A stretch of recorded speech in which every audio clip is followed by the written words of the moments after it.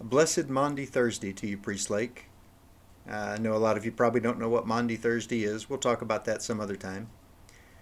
Today, I just want to talk a little bit about something that I've noticed in myself as we continue to deal with and respond to and seek God in the middle of this interesting virus situation. I was listening to a podcast a couple days ago, and one of the speakers said something that I've heard before, but it definitely struck me. He said, "Crisis does not form character. Crisis reveals character." And I know that I have seen in myself some things that I don't necessarily like as a result of the pandemic situation and the quarantine that we're all in. Now, there may be several things that come to mind for some of you, but for me, the thing that I feel like the Holy Spirit has been, I want to say, lifting up and making more evident is just how easy it is for me to slip into judgment and criticism of others. Now, see, you guys may not have realized this, and I haven't made a big deal about it, but I have discovered the exact perfect way to respond to the coronavirus and the quarantine. The government hasn't called me yet to ask for my input, but I'm sure any day now they will.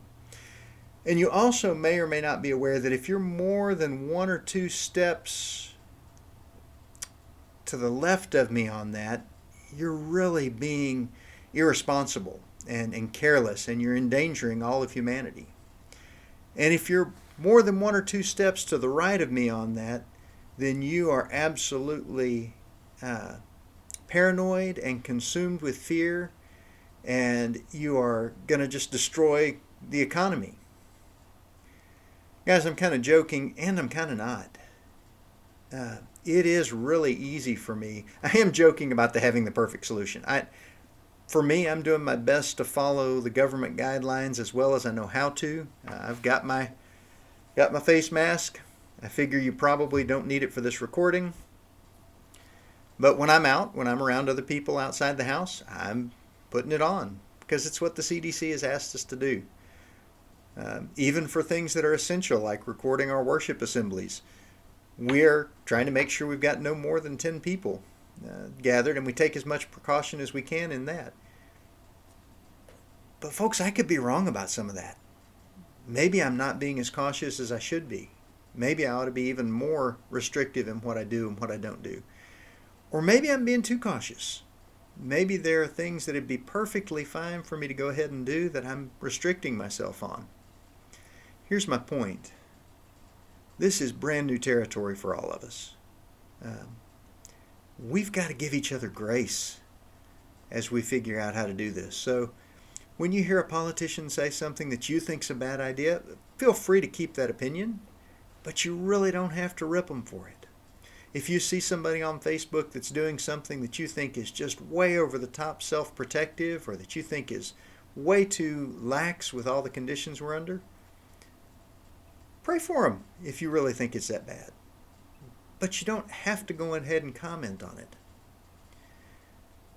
I think the biggest thing that I'm saying is just be aware, maybe for you like for me, how easy it is to feel better about myself if I can feel like I've got it right and somebody else has got it wrong. Now, I do think we need to think through and pray through how we respond to this. I do think that there are right and wrong answers, but I'm pretty confident that none of us have those exactly right. So have patience, have kindness toward those who think they're doing it a little differently. Keep the boundaries that you feel like you need to keep. And I think it's important for us to respect those boundaries. If somebody doesn't want to give you a hug, don't ask them for a hug. If somebody wants to give you a hug and you don't want one, say so. If somebody gets into your 6 feet of distance and you'd rather they stay back, it's okay to say that. But it's also okay to let them be who they are. Let the Holy Spirit work on them. Maybe He's showing you something that they haven't seen yet. Maybe He's showing them something that you haven't seen yet. A year from now, I think we're all going to be able to look back and know what we should have done, what the best answers would have been.